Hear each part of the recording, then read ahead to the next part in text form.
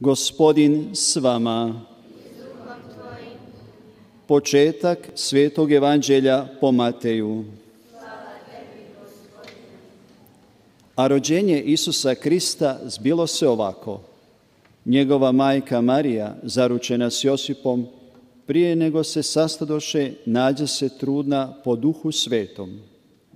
A Josip, muž njezin pravedan, ne htjede izvrgnuti sramoti, nego naumi da je potajice napusti. Dok je on to snovao, gle, anđeo mu se Gospodnji ukazao u snu i reče: Josipe, sine Davidov, ne boj se uzeti k sebi Mariju, ženu svoju. Što je u njoj začeto, doista je od Duha Svetoga.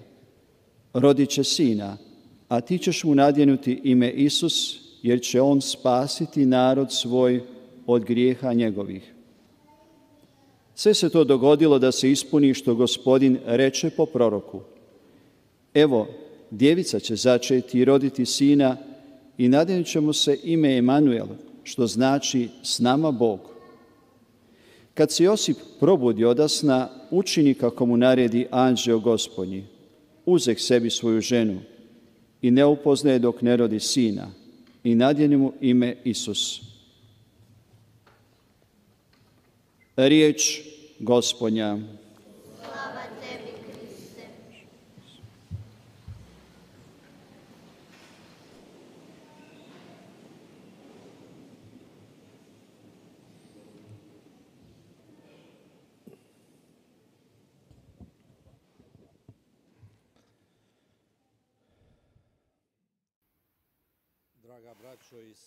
사랑하는 형제자매 여러분, 오늘 저녁 기뻐하십시오. 우리 모두는 풍요한 사람들이 되었습니다. 하느님께서 당신의 신성으로 우리들을 방문하신 밤입니다. 오늘 저녁 하느님께서 우리에게 가장 멋진 축하를 해주셨습니다. 우리 모두에게 말입니다. 특별히 가난한 사람들, 노인들에게 축하를 하셨습니다. 혼자 있는 사람들, 아픈 이들, 오늘 저녁 너무나도 큰 기쁨이 선포되었습니다. 우리들의 구원자께서 탄생하신 밤입니다. 주님의 이러한 축하는 공허한 축하의 말이 아닙니다. 하나님께서 말씀하실 때 그 말씀은 하나의 사건이 됩니다. 구원의 사건이 되었습니다. 하나님께서는 우리를 절대 속이지 않으십니다. 하나님께 찬미와 영광을 드립니다. 하늘과 땅 모든 것이 하나님께 찬미를 드립니다. 하나님께서 우리를 사랑하시기 때문입니다. 하나님의 그 축하는 우리들에게 선물을 가져다 줍니다. 모든 죄를 용서해 주시는 선물입니다. 모든 사람과 화해, 하느님을 향해 가는 사람들과의 화해, 평화, 우리들의 미래의 삶의 안전함입니다. 하느님께서 오늘부터 우리와 함께 여행을 시작하셨기 때문입니다. 성탄은 모두가 다 행복하고 기뻐하고 즐거워합니다.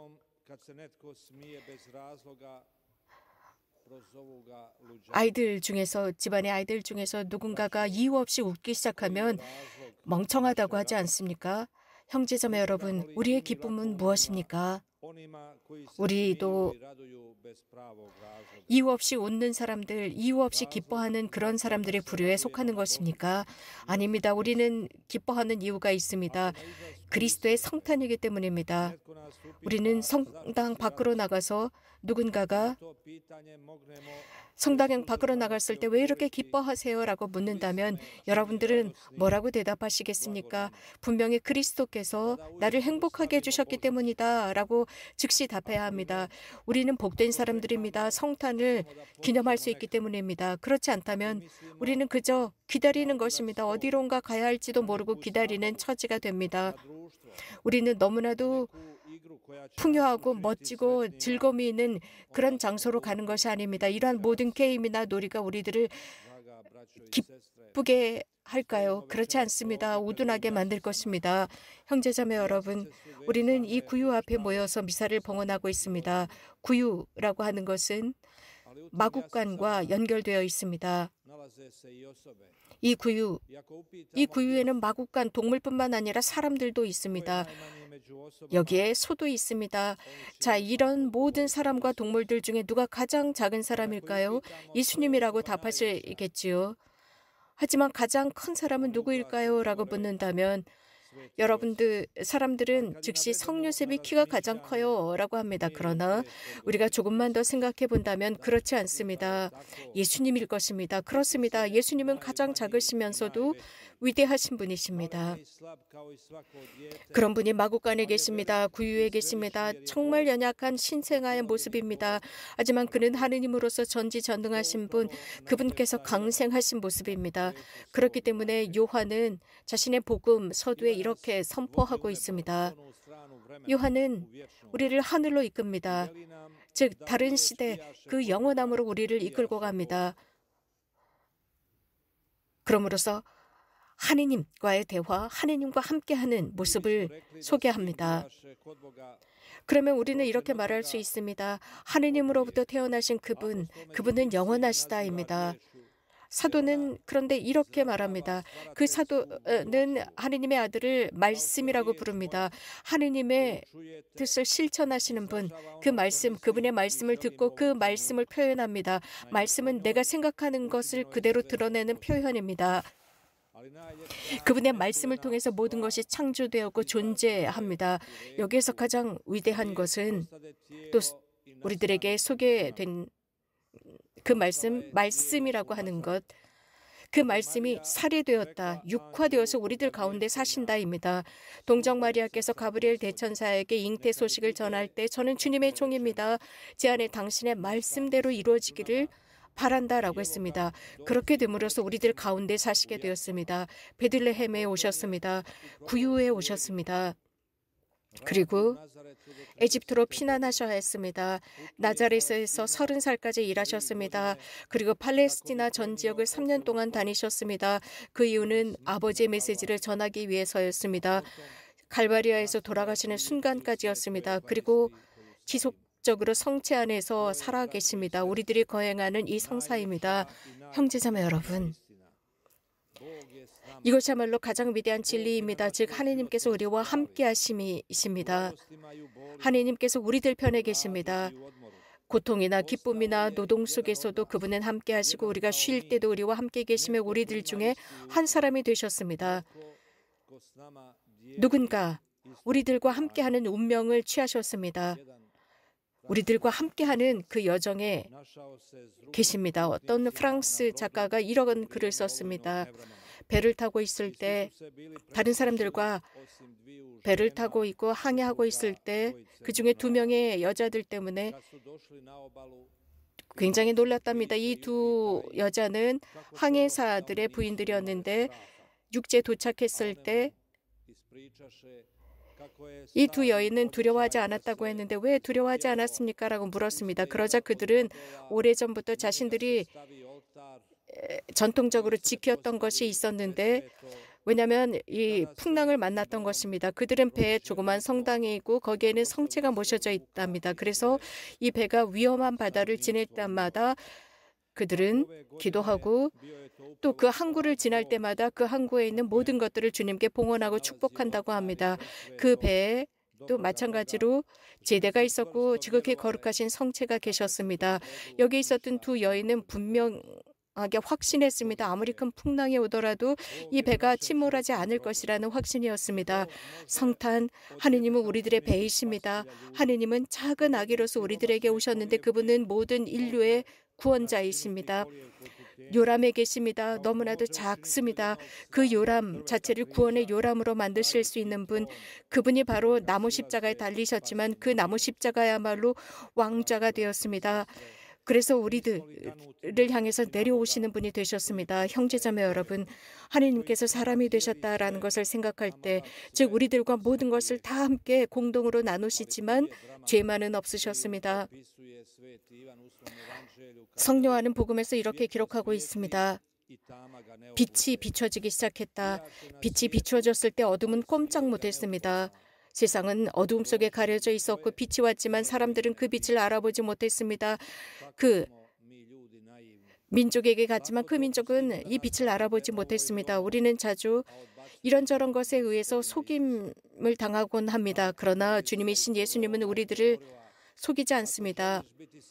작은 아기 예수 데레사는 이런 말을 했습니다. 행복해지려면 예수님을 사랑하라고 했습니다. 예수님을 사랑하지 않는다면 그분을 알지 못하는 것이라고 했습니다.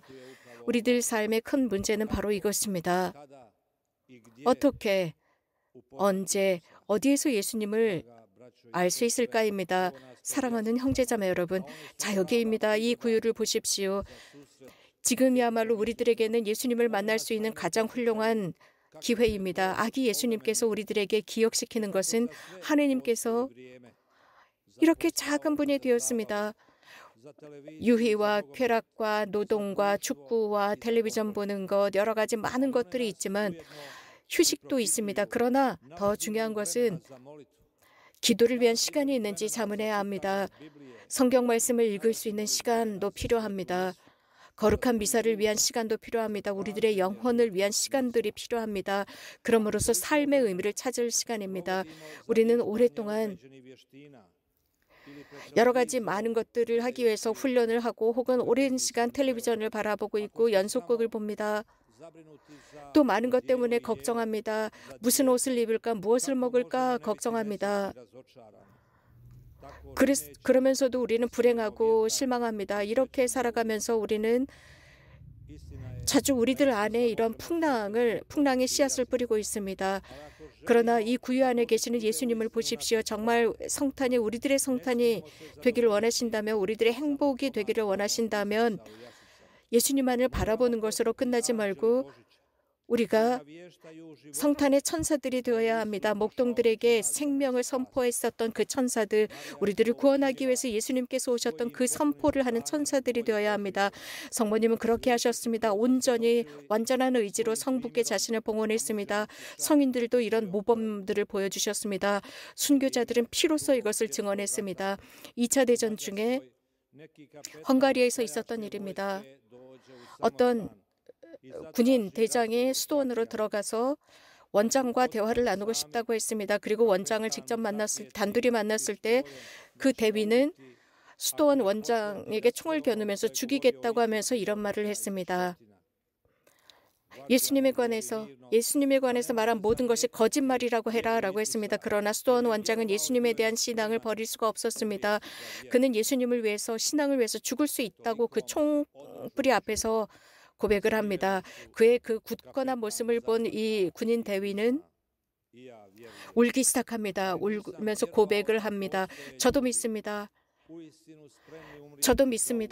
그러나 예수님을 위해서, 이 신앙을 위해서 죽을 수 있는 사람이 있다는 것은 믿지 못했는데 신부님을 보면서 저도 이제 예수님을 위해서 죽을 수 있습니다라고 했습니다. 사랑하는 형제자매 여러분, 그 목동들처럼 우리들도 예수님께 가서 우리들을 사랑하시도록 해야 합니다. 그분께서 우리들에게 가르치시는 것은 삶은 아름답다는 것입니다. 살만하다는 것입니다. 그분은 우리들을 위해서 생명을 주셨습니다. 우리도 이웃을 위해서 우리들의 생명이 선물이 되도록 합시다. 우리들 주변에 생명을 심읍시다. 어머니, 아버지, 친구들, 사제들, 우리는 도울 사람들이 많습니다. 가난한 사람들, 고통 중에 있는 사람들 등등. 이기적인 마음을 지니고 살지 맙시다. 우리들만 즐거워하고 기뻐하는 사람들이 되지 맙시다. 다른 사람들도 우리들의 기쁨에 참여시킵시다. 예수님은 우리 모두를 위해서 오셨기 때문입니다. 여러분 모두에게 진심으로 성탄 축하를 드리면서 다시 한번 이 구유에 누워 계신 신생아를 잘 묵상하도록 합시다. 나의 기쁨이시여 라고 고백합시다. 저는 성 암브로시오의 이런 말씀을 소개드리고 싶습니다. 그리스도는 우리들에게 모든 것입니다. 여러분들 치유를 받고 싶다면, 상처를 치유받고 싶다면 이분은 의사이십니다. 불안하고 초조하고 아다면, 위로를 얻고 싶다면, 이런 불안에 짓눌려 있다면 이분에게 가십시오. 정의입니다. 이분은, 여러분이 약하다면 이분은 힘이십니다. 여러분들은 죽음 앞에 있다면 이분은 생명이십니다. 여러분들이 하늘이 되고 싶다면 그 길로 가는 길입니다. 여러분들이 어둠으로부터 피난하고 싶다면 이분은 빛이십니다. 여러분이 음식을 찾고 있다면 이분은 바로 그 음식이십니다. 누리십시오. 축복받으십시오. 주님은 얼마나 좋으신지 자신의 희망을 주님께 두는 사람은 복됩니다라고 했습니다. 아멘.